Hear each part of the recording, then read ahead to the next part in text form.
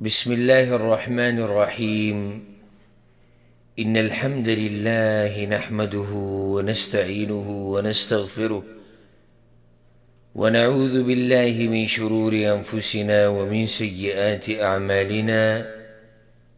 من يهده الله فلا مضل له ومن يضلل فلا هادي له، وأشهد أن لا إله إلا الله وحده لا شريك له، وأشهد أن محمدًا عبده ورسوله صلى الله عليه وعلى آله وصحبه أجمعين. أما بعد، الله سبحانه وتعالى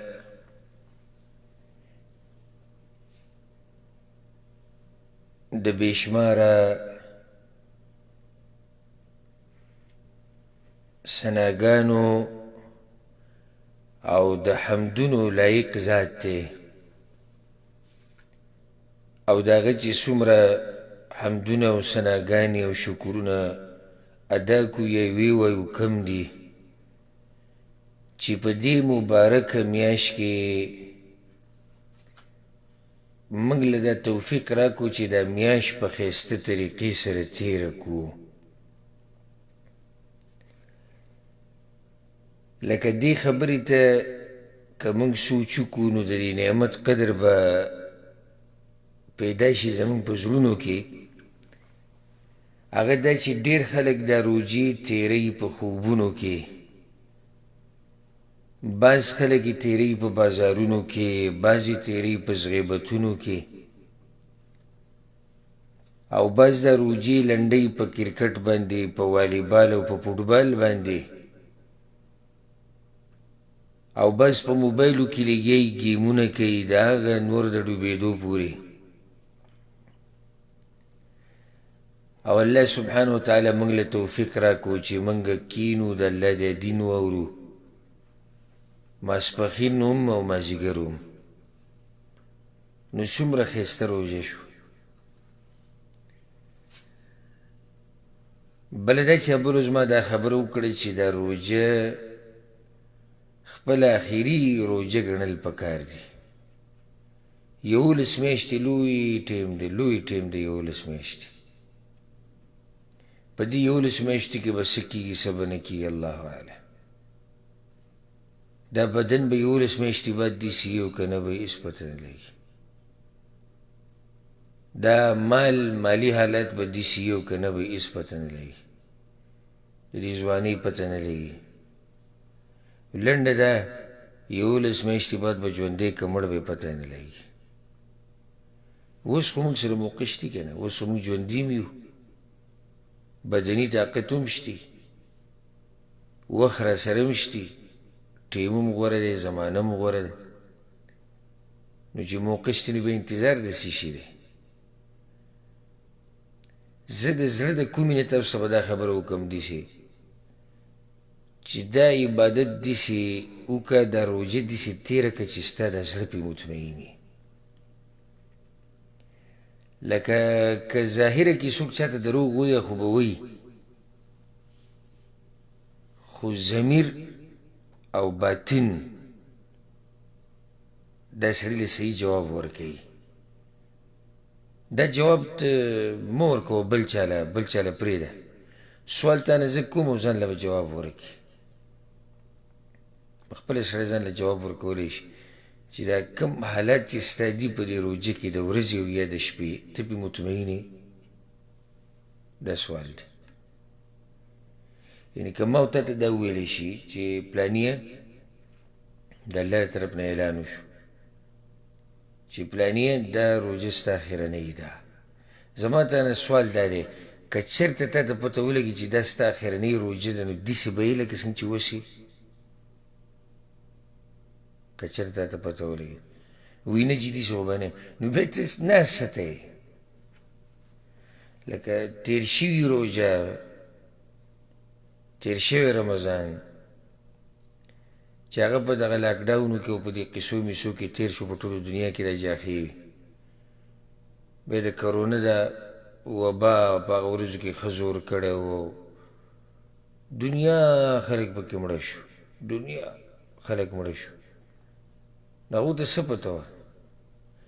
بلکې د هغې نه مخکې رمضان کې هغوی ته څه پته وه چې را روان رمضان به زموږ داسې وي چې هغې کې به لاکډاون وي او کیدای شي جوماتونه به نه وي او کیدای شي درسونه به نه وي. هغو ته څه پته وه دی؟ نو زما تا نه سوال دا دی او جواب به ځان له ورکوي. دا سوال زما د هر چا نه دی چې دا ستا چې کوم حالات دي اوس په رمضان کې، اوس د ورځې یا د شپې دواړه وایم، د ورځې حالات او د شپې، آیا ته په دې راځي؟ ورسره دویم سوال زما دا دی که چېرته تا ته پته ولګېده چې دا اخرنی رمضان دی نو ته به بیا هم داسې یې لکه څنګه چې اوس یې؟ دا زما دوه سوالونه یي تاسو نه، او بیا جواب وکوئ پخپله. نو کوشش پکار دی، محنت پکار دی. ما خبره دا کولی چې د الله څومره حمد او ثنا چې ووایو کمه ده. صحیح ده چې زموږ دا بندګي ده کومه چې موږ د الله کوو دا ټکخطا بندګي ده، دې ته ټکخطا ویلی کېږي. دا هېڅ نه ده، هېڅ هم نه ده که یو سړی دا وایي چې یاره زه د روجې په خوله او داسې غټه یې کړي د روجې په خوله وایي زه درس ته ناست وم او زه بیان ته ناست وم، ما مونځ وکړو، ما تلاوت وکړو. دا مه یادوه، سره یادومه. دا ټکخطا بندګي زمونږ صحیح ده چې لږه ده، خو بیا هم د الله شکر دی چې د دې لږې طاقت یې را کړی دی. په هر حال کې د الله شکر ادا کول پکار دي. نو په دې هم د الله شکر دی چې لا بیا د دې توفیق یې راله را کړی دی چې ډېرو خلکو ته دې توفیق هم نه دی میلاو شوی. اوس راځو خپلو هغه مجالسو ته چې هغه موږ په دې عنوان شروع کړي وو، د رمضان د مبارکې میاشتې مجالس. په دې مجالسو کې دا زموږ 5م مجلس دی. نن به د یو اهم موضوع باره کې خبره کوو انشاءالله. پیغمبر صلی الله علیه وسلم د الله د طرف نه رالیږلی شوی پیغمبر دی. رالیږلی ولې دی الله؟ ولې رالیږلی؟ چې دا خلک د اور نه بچ شي، جنت ته لاړ شي، او دی دا دین واضحه کي، هر هغه لار واضحه کي چې هغه ته جنت ته رسوي، او هغه لار هم واضحه کي چې هغه جهنم ته ځي چې ته دې ځان بچ کړي. حدیث کې دا راځي، پیغمبر صلی الله علیه وسلم وایي، ډېر ناشنا روایت دی، امام طبراني راوړی، ابو ذر غفاري رضی الله عنه وایي پیغمبر صلی الله علیه وسلم دا خبره کړې ده، ما بقي شيء يقرب من الجنة ويباعد من النار إلا وقد بين لكم. دي شيء نه دی پاتې چې تاسو د جنت ته نږدې کوي او تاسو د جهنم نه لرې کوي مګر هغه تاسو ته بیان شوی. مطلب دی بیان شوی دی، یعنی بیان پیغمبر صلی الله علیه وسلم کړی، الله بیان کړی، پیغمبر صلی الله علیه وسلم وضاحت کړی. هر هغه شی چې موږ جنت ته نږدې کوي، هر هغه شی چې موږ د جهنم نه لرې کوي، د هغې ټول ښه پوره کامل واضح بیان شوی دی. او دا کومې خبرې چې موږ ته واضحه بیانې شوي دي، په هغې کې دا خبره موږ ته واضحه بیان شوي ده چې هغه څه دي؟ مهلکات فی الدنیا والآخره. په دنیا او آخرت کې تباه کوونکي، هلاک کوونکي اعمال څه دي؟ دا موږ ته بیان شوي دي. ولې بیان شوي؟ چې ځان ترې وساتو. نو د دې جلسې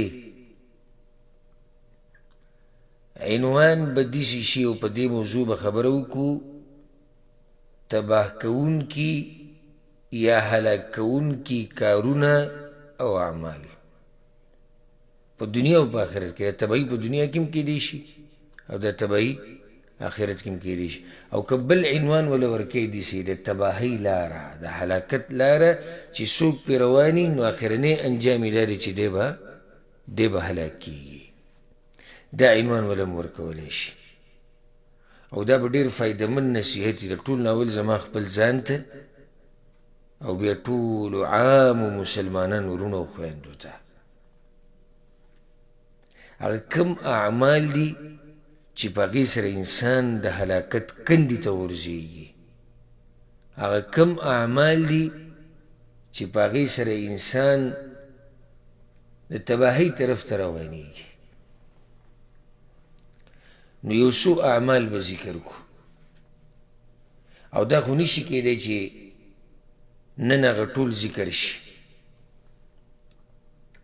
وخت لګي او دغه کارونه ډیر دي دا مهلکات چې کوم دي دا تباه کوونکي کارونه او اعمال ویناګانې خویونه ډېر خبرې پکې دننه راځي په دنیا او په آخرت کې دا ډیر دي موږ به کوشش کوو چې انشاءالله یو څو تې نن ذکر کوو او که څه پاتې شو به سبا ذکر کوو باذن الله د ټولو نه اولنۍ خبره چې د انسان د تباهۍ لوی سبب ګرځي التنافس فی الدنیا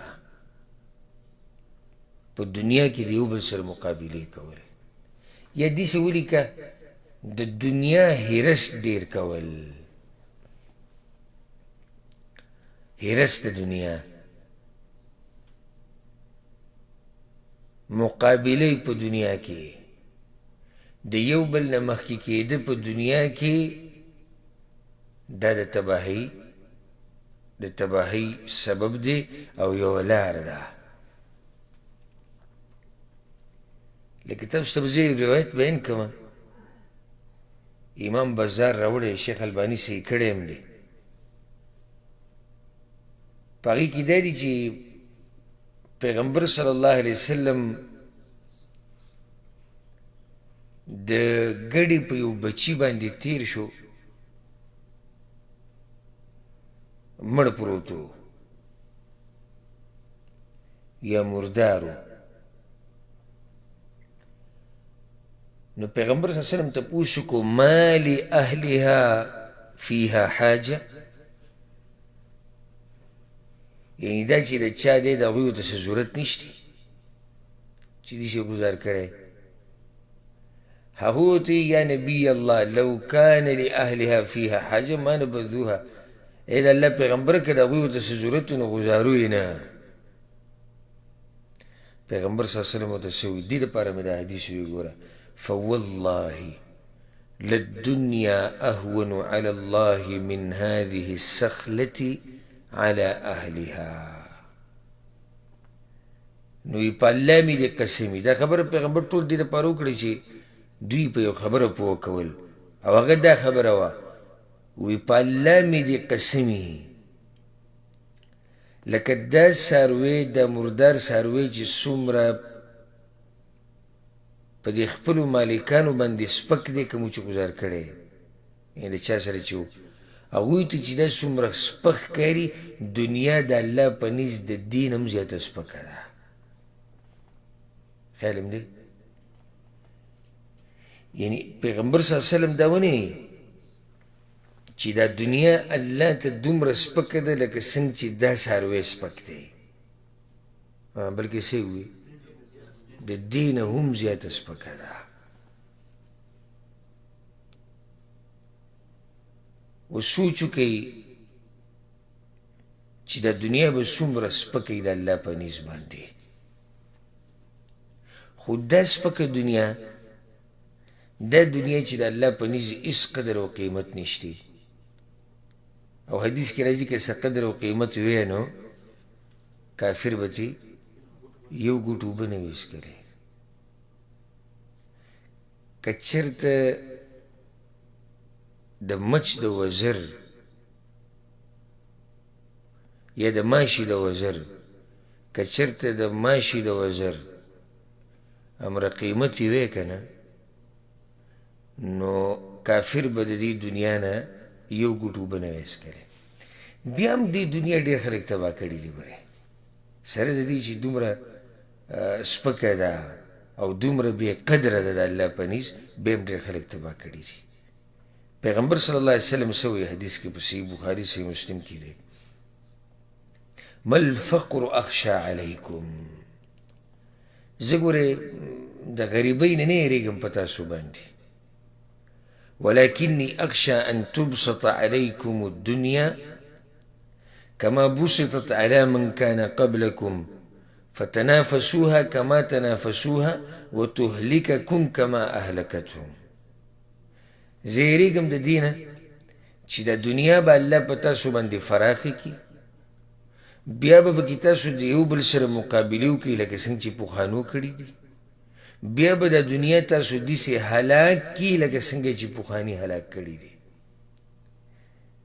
ما وی په دې بیان کې به موږ هغه عمل ذکر کوو چې انسان هلاک کوي، نو دې حدیث کې خوازیه دي وتهلککم کما اهلکتهم، د دنیا به تاسو داسې هلاک کي لکه څنګه چې پخواني هلاک کړي دي. په دې حدیث کې پیغمبر صلی الله علیه وسلم موږ یری چې په دنیا به نه دوکه کېږئ. ګورئ انجام د هغې ښه نه دی، انجام یې تباهي ده، انجام یې هلاکت دی. بله دا چې پیغمبر صلی الله علیه وسلم په خپل امت باندې د غریبۍ نه نه دی یېرېدلی، د غریبۍ نه یېرېدلی نه، وی ما الفقر اخشى علیکم، ما الفقر اخشى علیکم، د غریبۍ په باره کې نه یېرېږم، د غریبۍ په باره کې زه په تاسو نه یېرېږم. ولې؟ ځکه چې غربت دومره لویه فتنه نه ده څومره چې مالداري ده. اوس تاسو وګورئ دې پیغمبرانو ته کوم چې الله را لېږلي دي، اکثرو خلکو چې پیغمبرانو ته دروغجن ویلي دي، نو مالدارانو که غریبانانو؟ مالدارانو. اکثر تابعداران د پیغمبرانو مالدارانو که غریبانانو؟ غریبانانو. نو دا د یېرې خبره نه ده چې غریبي ده، بلکې د یېرې خبره کم نه چې یېره په کار ده، او پیغمبر صلی الله علیه وسلم په یېره کړې ده، هغه ده چې د دنیا پراخه شي. ولې؟ ځکه چې د دنیا چې کله پراخه شي نو دا د تباهۍ خلک به مقابلې کوي، او چې مقابلې شروع شوي نو خلک به تباه کېږي. وجه دا ده دا دنیا چې کله ګټي که نه او کله راجمع کې، دا واضح خبره ده، دا دنیا چې کله راجمع کې او کله یې ګټي او کله یې خپل طرف ته راوړي، نو په هغې کې به د نورو سره مقابله کې، او دا مقابله چې ته کوې نو په زړه کې به دې ډېرې خبرې راځي، حسد، کینه، بغض، دشمني، د یو مسلمان پرېښوده، یو ورور ته شا کول، او دا ټول د تباهۍ خبرې دي. د دې سره تباهي راځي که نه؟ معاشره تباه شي، مجتمع تباه شي، دا انسان په خپله هلاک شي. نو پیغمبر صلی الله علیه وسلم په دې حدیث کې موږ یېرولي یو د دې نه چې د دنیا پراخه شي نو دا به تاسو تباه کړي. یو حدیث کې راځي پیغمبر صلی الله علیه وسلم څه وایي، تاسو به څه وکئ؟ ګوره تتنافسون ثم تتحاسدون ثم تتدابرون ثم تتباغضون. تاسو به څه کوئ د دنیا چې کله پراخه شي؟ د دنیا دی فتنې ته ګوره، د دنیا چې کله پراخه شي نو تاسو به مقابلې شروع کړئ. مقابلې چې شروع شي نو د یو بل سره به حسد کوئ. دا خو یو بل سره تړلی شوې خبره ده که نه؟ مقابله چې کوې نو څه به کوې؟ حسد به کوې. ستا بلډینګ ولې 5 چته دی، ولې د ده سره دومره ګاډي دي، او چې ده سره نه وي، او چې ده سره دا نه وي، او چې ده سره دا، لازم به حسد راځي. هلته مقابله کوې ته، نو مقابلې به کوئ په دنیا کې. ثم تتحاسدون، بیا به د یو بل سره حسد شروع کوئ، او چې حسد هم شروع کو ثم تتدابرون، نو د یو بل سره به رابطې تعلقات ختموئ، یو بل ته به شا کوئ. دې چې هلته حسد شو تاسو سره نه لګي. حسدګر سړی حاسد د هغه چا سره بیا رابطې ډېرې نه ساتي، نه یې خواله ورځي چې چا ته په کتو سره د ده په زړه کې د حسد اور لګي. مړه وي دا مخ ته وي د ده ورک شي، نو د هغه اصل کې بیماري د ده په زړه کې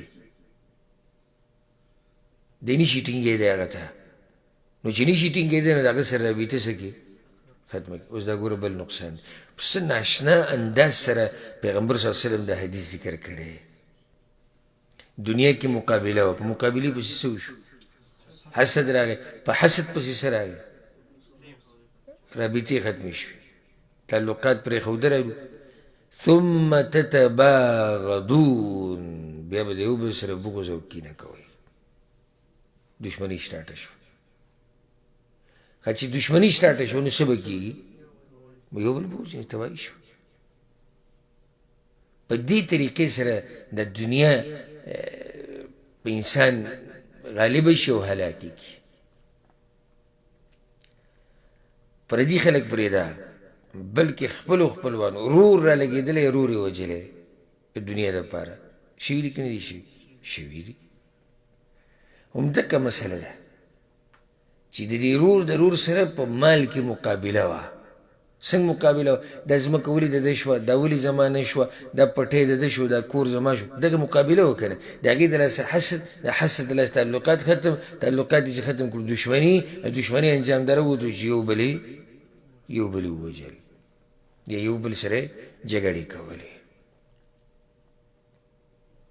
نو وګوره مسلمانه ای رور او ای خور په دنیا کې مقابلې کم ځای ته انسان رسوي التنافس فی الدنیا دنیا کې مقابله انسان کم ځای ته رسوي عزت ولا ختم کی خو عزتمن قدرمن سړی وي خو چې دې دنیا کې ونښلي که نه او دې دنیا دپاره منډې شروع کړي نو د ده نه هغه هر څه څه شي هغه ترې پاتې شي بیا به کې خپل عزت ته هم نه ګوري عزتمن سړی به عزته شي وجه دا ده چې هلته خو دنیا ګټل را جمع کول وړیا مقابله کوي او مقابله کې که دی لږ سلو شي او حلال او حرام ته پکې ګوري نو بیا خو د هغه نورو نه شاته پاتې کېږي او که دی پکې عزت او بېعزتۍ ته ګوري نو بیا خو دی د هغه نورو نه شاته پاتې کېږي د هغې د لاسه دی نه عزت او بېعزتۍ ته ګوري نه حلال او حرام ته ګوري هېڅ ته هم نه ګوري چې ګوري نو صرف دې ته ګوري چې دنیا جمع کول غواړي التنافس او د هغې د لاسه حسد او بغض او هر څه پکې راشي هغه دین هغه جړ دې ختم کړي دې ټیم کې یو حدیث درته بیان کړم ذهن ته مې راغی امام ترمذي راوړی پیغمبر صلی الله علیه وسلم وایي دې ته غوږ کېږدئ دب الیکم داء الامم قبلکم د پخوانو امتونو بیماري تاسو ته هم راغلې ده الحسد والبغضاء د یو بل سره حسد کول او د یو بل سره بغض او دشمني کول په زړه کې کینې ساتل هي الحالقه دا وی جړلې ختموي پیغمبر صلی الله علیه وسلم وی لا اقول تحلق الشعر دا نه یم چې ویښته ختموي د ویښتو جړلې وباسي ولکن تحلق الدین د دین جړلې ختموي حسد او بغض د څه جړلې ختموي د دین او حسد او بغض د څه د لاسه راځي مال دنیا کې د مقابلې د لاسه نو دین جړلې نه ختم شي څوک چې د دنیا ته ځان ذلیله کړي او دنیا والو ته ځان ذلیله کړي او صرف د دغې دنیا دپاره کوشش کوي او منډه وهي او دغه دنیا والو ته کینې پاسي او هغوی سره راشه درشه کوي او دغې دنیا غم او سوچ او فکر یې دی تباه دی هیڅ شک نشته چې دا سړی خاسر دی ورسره هالک دی تاواني او تبا انسان دی الله دې موږ ساتي حدیث ته امام طبراني راوړی ګوره غوږ ورته کېږده غوږ ورته کېږده او په زړه یې ولیکه ان هذا الدینار والدرهم اهلک من کان قبلکم پیغمبر صلی الله علیه وسلم وی دا دینار او دا درهم دی روپو ګوره پوخاني خلک تباه کړي دي ولا اراهما الا مهلکاکم او ما ته دې څه ښکاري تاسو به هم تباه کوي دی روپو څه کړي دي پوخاني تباه کړي دي پیغمبر وایي او ما ته داسې ښکاري تاسو به هم تباه کوي دې دنیا لویه تباهي کړې ده لویه تباهي دې دنیا کړې ده. او به یې څوک چې په دې کې ونښلي که نه نو هغه سم ونښلي. ها کامیاب انسان هغه دی چې کمال ورسره ډېر ومي خو ویې لګوي د چا د الله په لار کې. نور دا ډېرو مالونو والا ګورې هلاک دي او تباه دي، دا مقابلو والا دا ټول تباه دي. په دې دلایل دي دا یو څو خو ما ذکر کړو. یو بل والا امام احمد دا حدیث راوړی، امام بخاري هم راوړی خو هغه لږ مختلف دی هغه الفاظ. او موږ دا حدیث بیان کړی که تاسو ته یاد وي په کتاب الرقاق کې، هغه د ابوذر غفاري رضی الله عنه، دا د ابو هریره رضی الله عنه وایي زه د پیغمبر صلی الله علیه وسلم سره روان وم، ما ورته وویل چې یا ابا هریره، ای ابو هریره هلک المکثرون، ډېرو مالونو والا څه دي؟ تباه دي، هلاک دي. ډېرو مالونو والا هلاك إلا من قال هكذا وهكذا وهكذا عن يميني وعن يساري وبين يديه.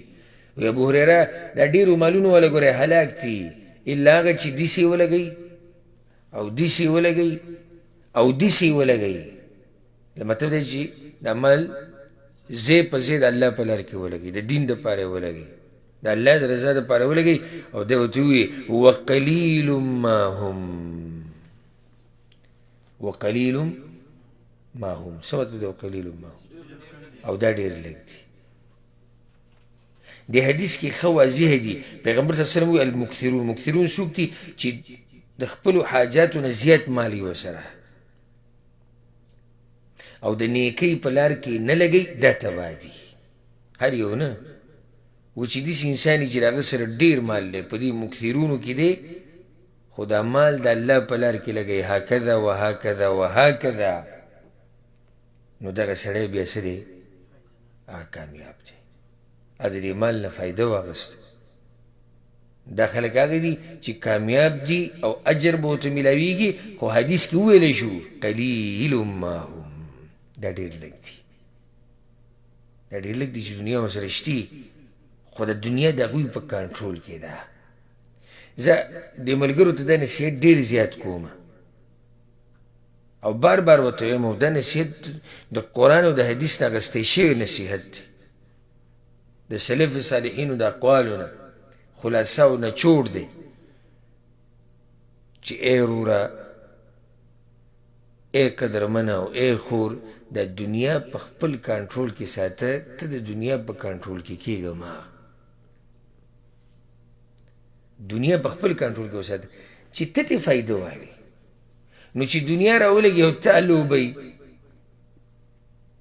نه عبادت کولی شي، نه الله راضي کولی شي، نه د الله په لار کې مال لګولی شي، نه غمخادي کولی شي، نه آرام اخیستی شي، نه فایده اخیستی شي. په دې دنیا باندې څه کې؟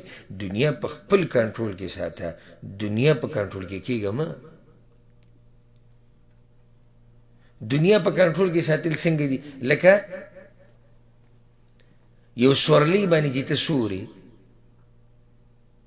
او واګې ستا په لاس کې دي، بس چې کوم طرف ته تاوی ته وهی، که تیزی تیزی که، که روکی روی که، او که ودرې ویدروه. خو اوس دا د هغه سړي کار دی، په دې طریقې سره به دنیا را ټینګوي چې هغه هوښیار وي. نو دی په دې دنیا باندې سوري، په دې مال باندې به سوري. کوم ځای کې ضرورت راشي لګوي به، کوم ځای کې ورته بله مسله راشي لګوي به، هر څه خو خون به والي د دې مال نه، فایده به واخلي. او یو هغه دی چې مال پې سور دی. نو که ته ورته ووایې مثال راځه که نه جومات ته راځه، مونځ کې دې زه نه اینمه، درس کې دې زه نه اینمه، بل عبادت ته نه کې، دا څه قیسه ده؟ هلته جي دوکان دی، هلته جي مزدوري ده، هلته جي کارونه دی، هلته اوس دا دنیا دی په دنیا باندې سور دی که دنیا په ده سوره ده؟ دنیا په ده سوره ده، ځکه چې دی د دنیا په موټي کې دی، دی د دنیا په کنټرول کې دی، دنیا او مال د ده په کنټرول کې نه دي. نو ته داسې کار وکړه چې د خپل مال په خپل قابو کې ساته، ته د مال په قابو کې مه راځه. ته دې مال او دنیا ته دا ووایه، وایه تاسو خو الله پیدا کړي یې زما دپاره. تاسو الله پیدا کړي چا دپاره؟ زما دپاره. نو زه څنګه ستاسو په کنټرول کې راشم؟ او عجیبه خبره دا ده چې الله موږ د خپلې بندګۍ دپاره پیدا کړي یو او د دنیا به یې زموږ دپاره پیدا کړې ده. سبحان الله. هغه د څه دپاره چې پیدا شوي و هغه م پرېښود او هغه څه چې زموږ دپاره پیدا کړي په هغې پسې منډې و. دا دنیا الله پیدا کړي زموږ دپاره ده، نو چې زموږ دپاره نه نو د چا دپاره ده؟ سوال دی هسې چې دا دنیا زموږ دپاره نه نو چا دپاره ده؟ خو دې دنیا کې موږ اوسیږو که نو ښه مطمئن اوسې دا دنیا ده زموږ دپاره. مه دومره منډې پسې مه وه. سړی دومره دنیا کوي چې څومره ضرورت پوره کېږي،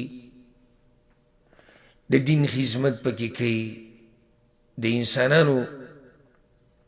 انسانانو نه او د هغوی نه د غوښتو او د هغوی د حاجت نه پکې بچ شي، یعنې د هغوی نه حاجت غوښتو نه بچ شي،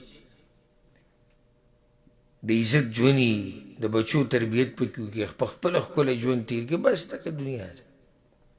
یو څو ټیمه روټۍ درته میلاویږي او په امن او امان کې یو روغ بدن، لکه حدیث کې راځي که نه چې امن او امان وي، ته سهار راپاڅې او په امن کې او د دغې ورځې خوراک د سره وي او بدن دې څه روغ وي. پیغمبر صلی الله علیه وسلم وایي الله دې سړي له د دنیا را جمع کړې ده داسې موږ کې د کمې ورسره دا نشتي. او بیا هم دې بعضو ته چې وګورې بس غریب شکوې شکایتونه نه ختمېږي، دا مسله ده او دغه مسله ده او داسې، حالانکې پیغمبر صلی الله علیه وسلم الله د دنیا را جمع کړې ده د دپاره. نو نصیحت اولنی دا دی چې د دې هلاک کوونکي کار نه به ځان لرې ساتي، او هغه څه دی؟ دنیا کې مقابلې کول، التنافس فی الدنیا، په دنیا به نه دوکه کېږي. د دنیا ګورې یو ناشنا امتحان دی. ګورې حدیث کې راځي، امام مسلم راوړی دی، پیغمبر صلی الله علیه وسلم وایي ان الدنیا حلوة خضره، دنیا خوږه ده او تکه شنه ده. نو خوند یې مزدار دی، منظر یې مزیدار دی. نو ولې بیا الله موږ ته وایي چې تاسو د دنیا نه ځان لرې ساتئ او په دې مه دوکه کېږئ، او پیغمبر وایي په دنیا مه دوکه کېږئ، او زهد او بې رغبتي او دا قسمه خبرې کوي. او دلته الله ولې بیا دنیا خوږه پیدا کوله، ولې تکه شنه پیدا کوله؟ جواب امتحان هم دې ته وایي. ځکه پیغمبر صلی الله علیه وسلم وایي وان الله مستخلفکم فیها، او الله په دې دنیا کې چې تاسو راوستي په یو بل پسې فینظر کیف تعملون، نو الله ګوري چې تاسو څنګه عمل کوي. فاتقوا الدنیا واتقوا النساء، نو دو خبرو نه ځان لرې ساتئ، دنیا او د زنانو نه، یعنې د دې دوو فتنو نه ځان لرې ساتئ. دا دوه فتنې انسان تباه کوي. نو زه تاسو ټولو ته دا وایم چې په دنیا دوکه نه شئ. ګورئ موږ وختي د سورت لقمان درس کوو که نه، نو سورت لقمان کې څه وو؟ سورت لقمان آخرني آیتونو کې هم دقه خبره، ان وعد الله حق فلا تغرنكم الحياة الدنيا ولا يغرنكم بالله الغرور. انسانانو دنیا هم چېرته دوکه نه کي. ګورئ په دنیا چېرته دوکه نه شي. که چېرته الله سبحانه وتعالی ستا دپاره رزق پراخه کړی، نو دا ستا دپاره خیر دی او شکر ادا کوه. او که چېرته په تا باندې رزق تنګ کړی، نو صبر کوه، په دې کې هم ستا دپاره خیر دی. خو هر چې ته دنیا د ټولو نه اولنی غم او سوچ او فکر وګرځې، نو دا بیا تباهي ده د دنیا او د آخرت. سوچ او فکر موږ ټولو سره شتي، سوچ فکر خو موږ ټولو سره شتي، خو د ضرورت مطابق.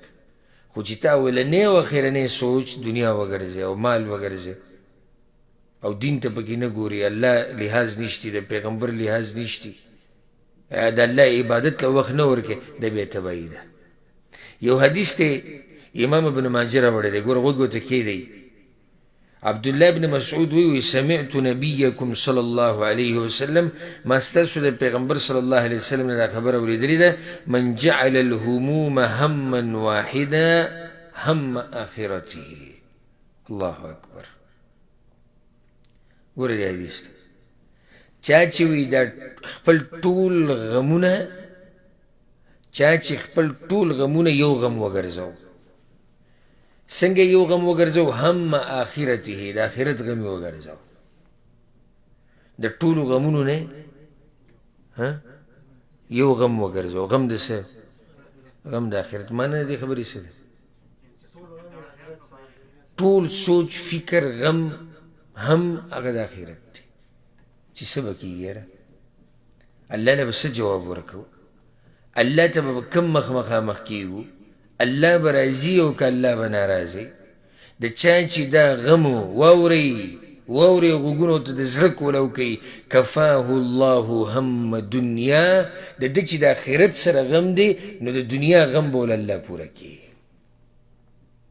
د ده چې سوچ د آخرت سره دی نو د دنیا خبره او مقصد او د دنیا ضرورت هغه هر څه به څوک پوره کړي؟ هغه به الله پوره کړي. وجه دا وه چې د دې سړي سوچ د څه سره و؟ آخرت سره. او دا د تجربې خبره ده. تاسو د نیکانو خلکو ته وګورئ، د علماو ته وګورئ، دیندارو خلکو ته، د هغوی سوچ د څه سره وي؟ آخرت سره. الله وله د دنیا ورکوي.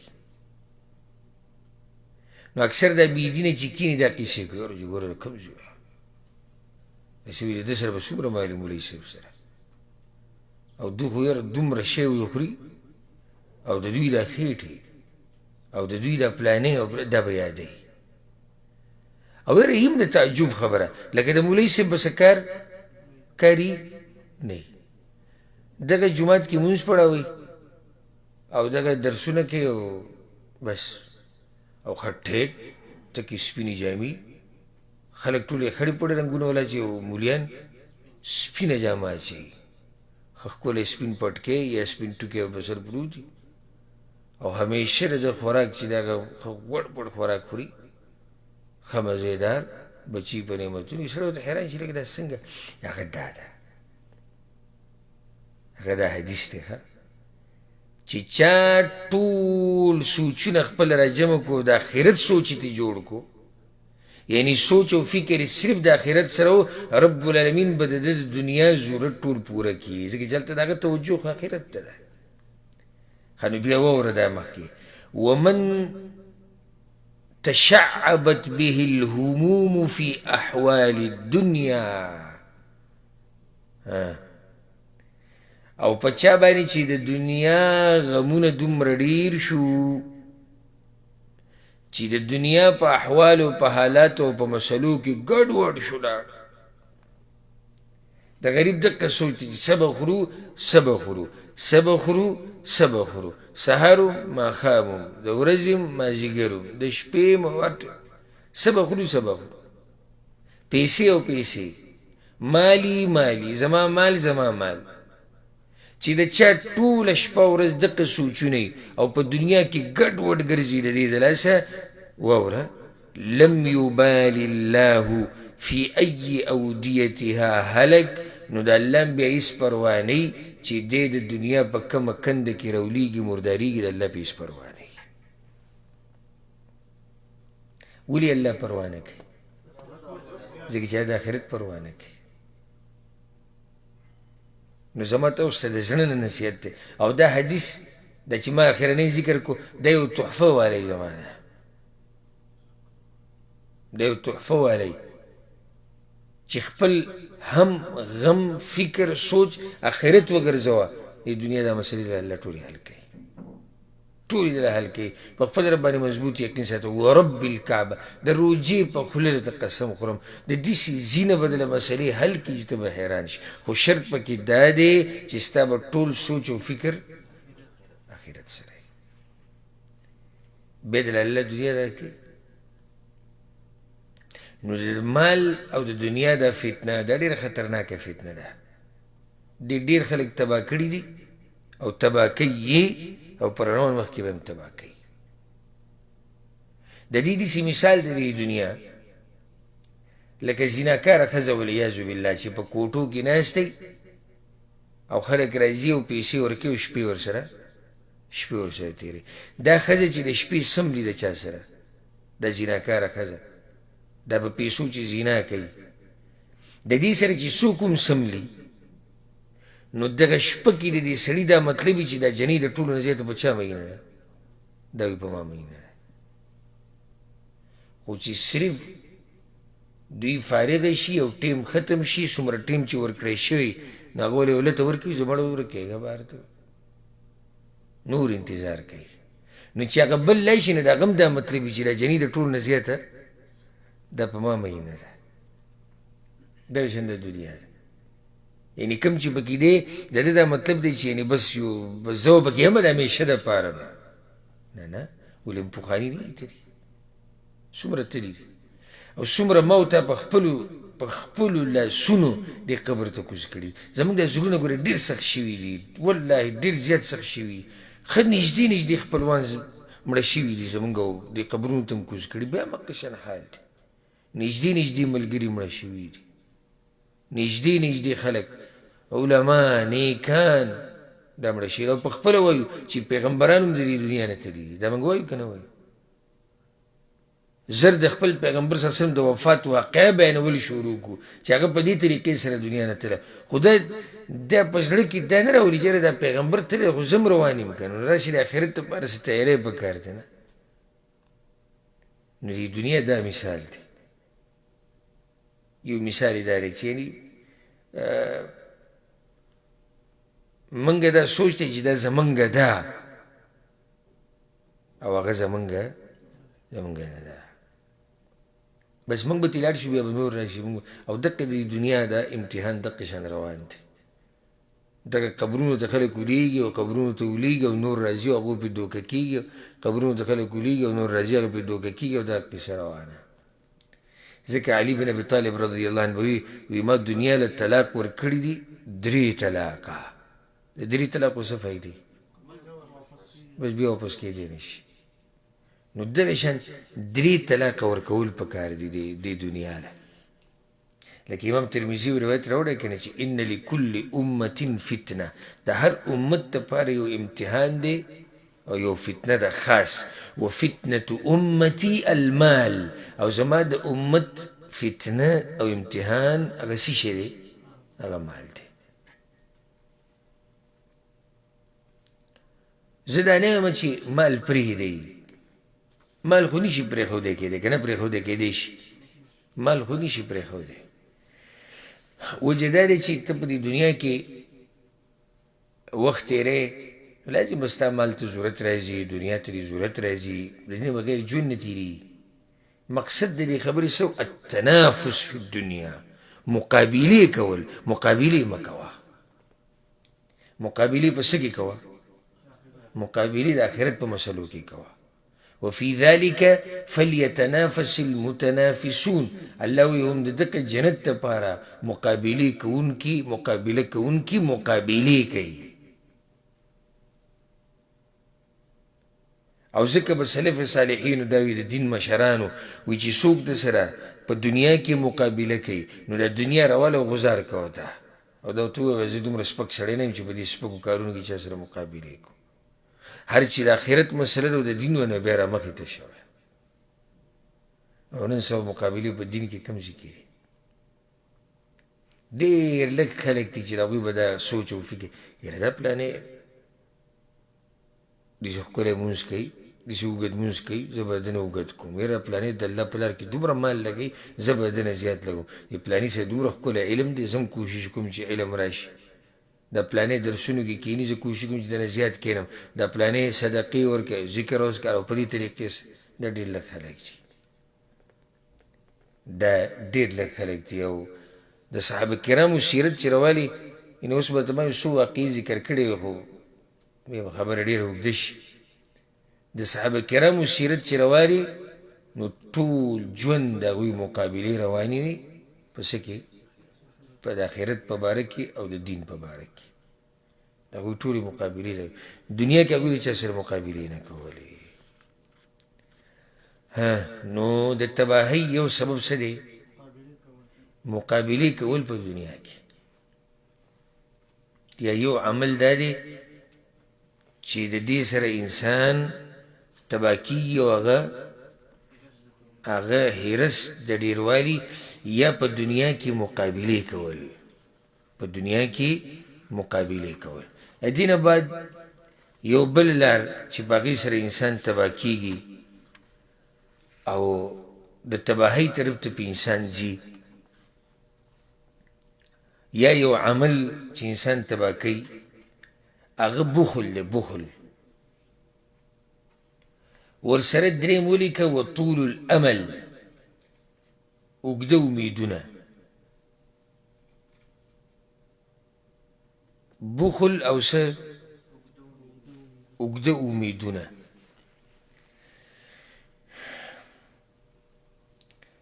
د دې سره مې انسان تباه کېږي. حدیث کې راځي، امام احمد راوړی په زهد کې، عبدالله بن عمر نه پیغمبر صلی الله علیه وسلم وی صلاح اول هذه الامة بالزهد واليقين. وی دا امت د دې امت اولنی سر چې برابر دی، د دې امت اولنی سر څوک دی؟ شریف سره راغلی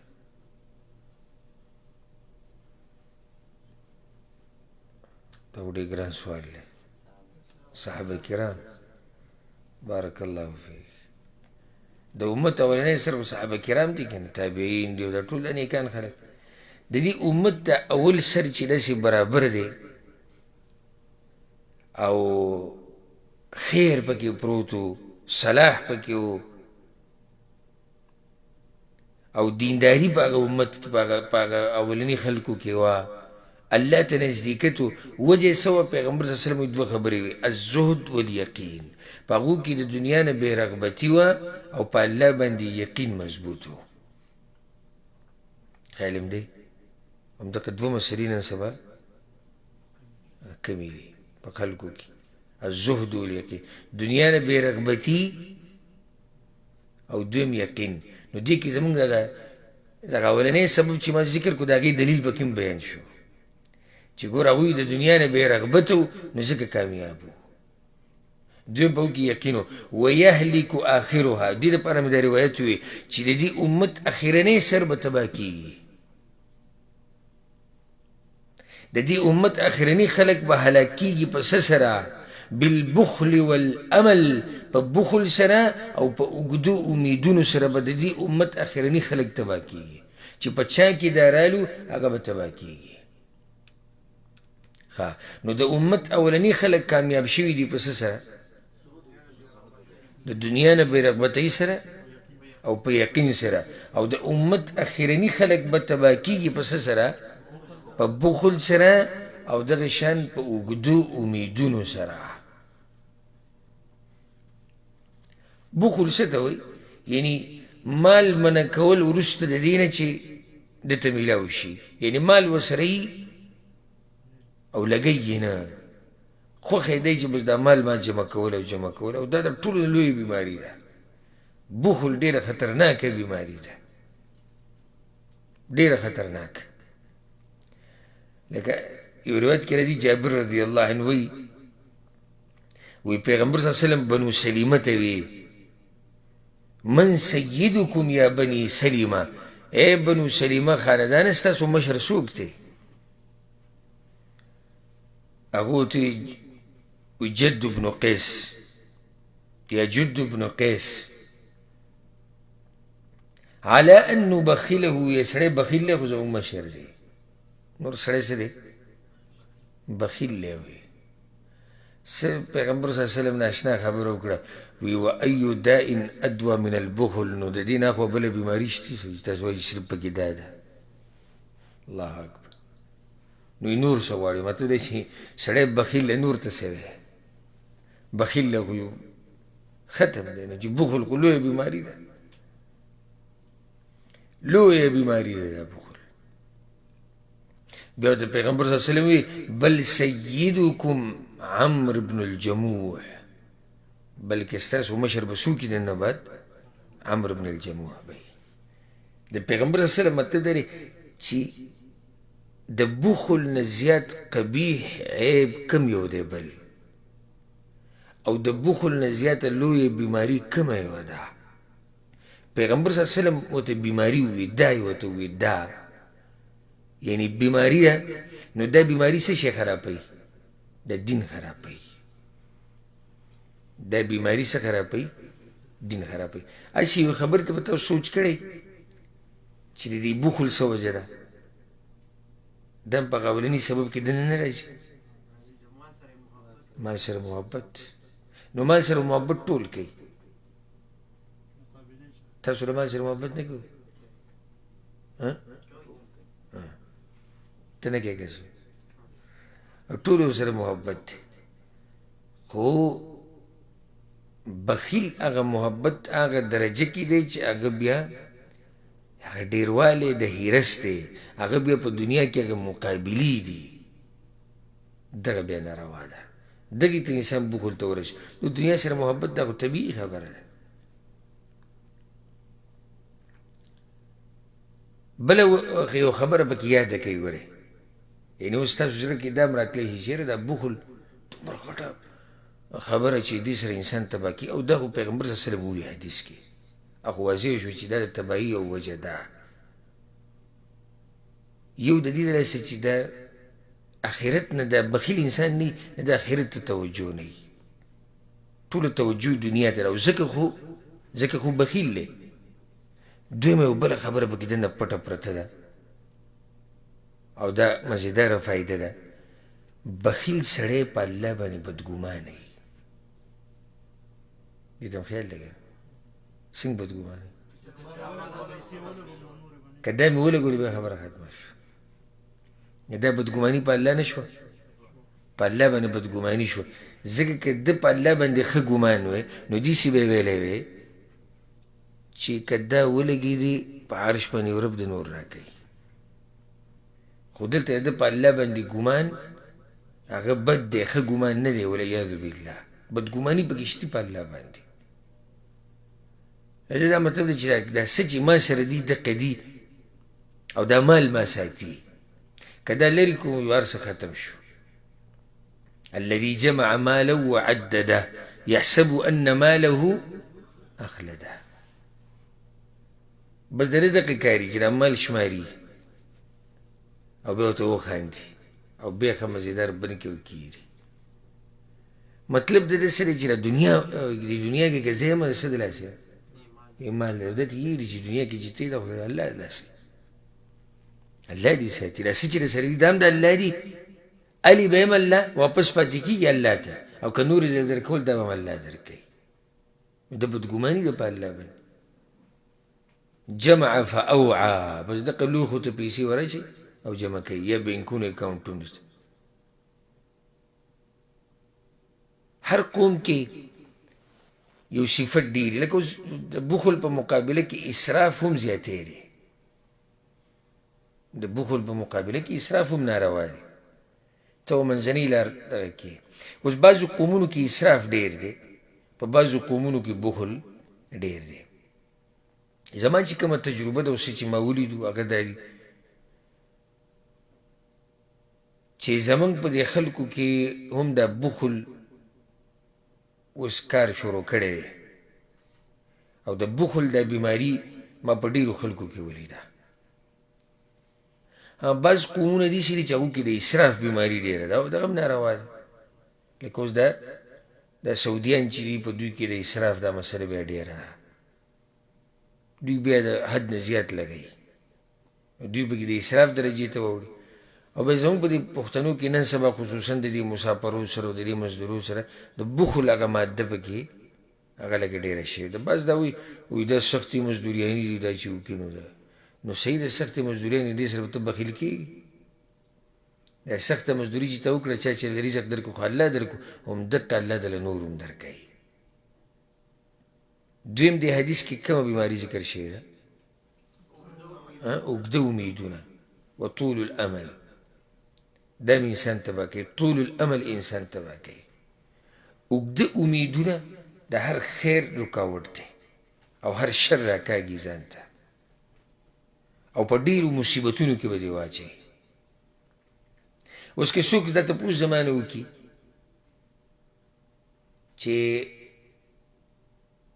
د اوږدو امیدونو کیسې چللی ولې پیغمبر دا ویلي دي چې د دې امت اخرنۍ برخه که تباه کېږي نو هغه به د بخل او د اوږدو امیدونو د لاسه وي نو د بخل مسله خو واضح شوه نو ولې اوږدو امیدونو کیسې چللی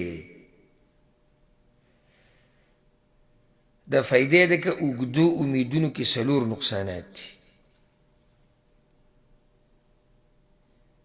اوږده امیدونه ساتل په دې کې څو نقصانات دي څلور اولنی نقصان دا دی ترک الطاعه د الله عبادت پرېښودل څنګه د الله عبادت پرېښودل یعنی سبا به یې وکړمه کله به یې وکړم او په سبا کې ته هغه عبادت څه شي پاتې شي خو دې د سبا بل سبا ولیکئ امیدونه اوږده دي چې یعنې زه لا یمه نو هغه اوږدو امیدونه څه نقصان وکړو چې د ده نه عبادت پاتې شو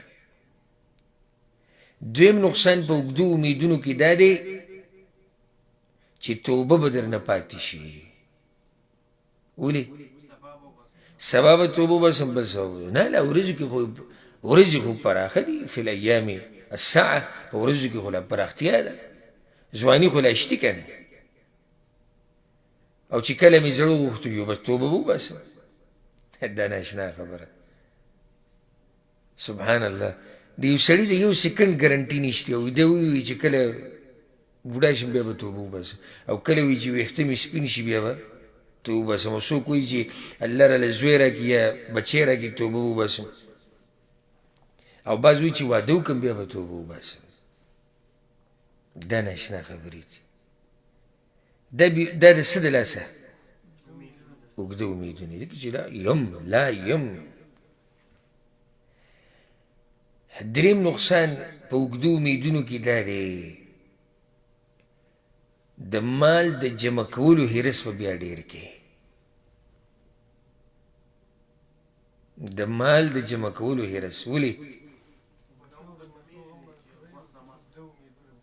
یعنې د اوږد ژوند غم دی نو که اوږد ژوند په معمولي پیسو تېرېږي نه تېرېږي تاسو سره پته شتي بعض ځوانان پکې نوسو کړوسو ته هم وړېدلي لکه دا پرېږده چې د ده دا امید دی چې یعنې زه به بوډا کېږم د اوس دا هم غټ امید دی بوډا کېده خو پرېږده دی خو بوډا کېږي به دا خو یقیني ده خو د ده به بچي کېږي د بچو به بیا بچي کېږي نو هغوی به په کوم ځای کې اوسېږي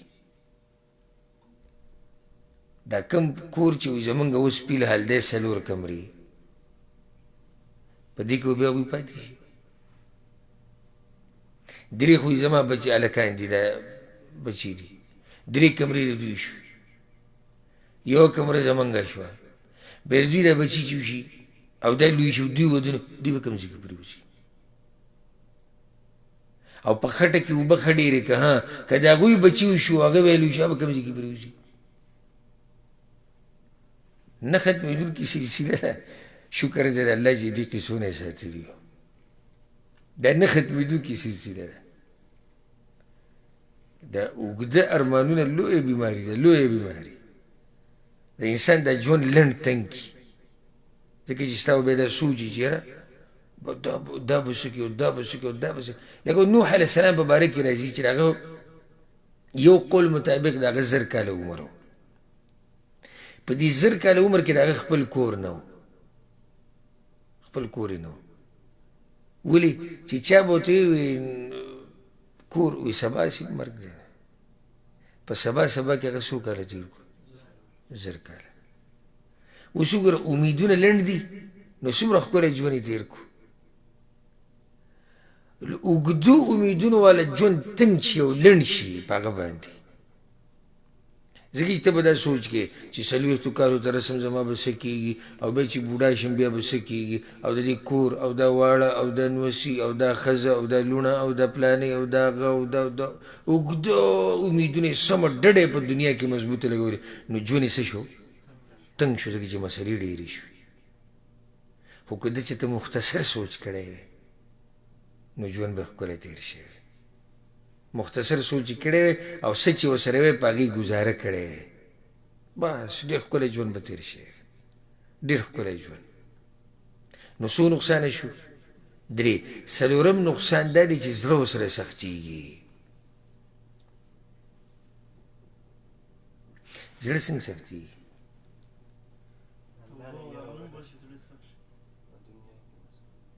دا خبره د ښکلې دنیا کې مصروفه شو دا زړه یې ولې خو د هغې مې یوه وجه ده که نه زه دا وجه ورکوم دا زړه چې سخت شو عبادت خوند وله نه ورکوي عبادت وله خوند نه ورکوي ولې امیدونه خو اوږده دي دقه خو دا د امیدونو نقصان دی خو زړه ورسره ولې سختېږي بارک الله فیک مرګ ورته نه یادېږي او زړه نرمیږي د څه سره مرګ یادولو سره آخرت یادولو سره او د ده په ذهن کې آخرت راځي نه راځي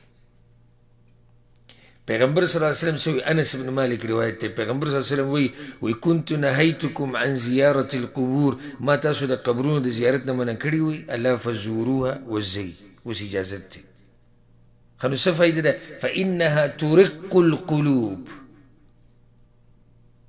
د دې زیارتونو سره د قبرونو د زیارت سره زړه نرمیږي وتدمع العین او سترګو نه ورسره اوښکې ځي وتذکر الاخره او آخرت ورسره رایادېږي ولا تقولو هجره مړو پسې به بدې ردې نه وایي دا حدیث امام حاکم راوړی اوس ګوره د حدیث ته سوچ وکړه وی قبر له ځئ زیارت له نو څه به کېږي زړه به دې نرم شي او د سترګو نه به دې اوښکې روانې شي نو چې اوس یو سړی اوږده اوږده امیدونه ساتي دته آخرت رایادېږي چې آخرت نه رایادېږي قبر ورته رایادېږي نه رایادېږي نو زړه یې نرمېږي نه زړه یې څه شو زړه یې سخت شو اوس پې پوه شوې که نه نو دا یو اهمه فایده شوه ما وی که څوک تپوس وکړي چې اوږده امیدونه ولې دې کې څه چل دی نو د هغې جواب څه شاه خالد څه چل دی پکې اوږده امیدونو کې څه نقصانات دي څلور موږ ذکر کړو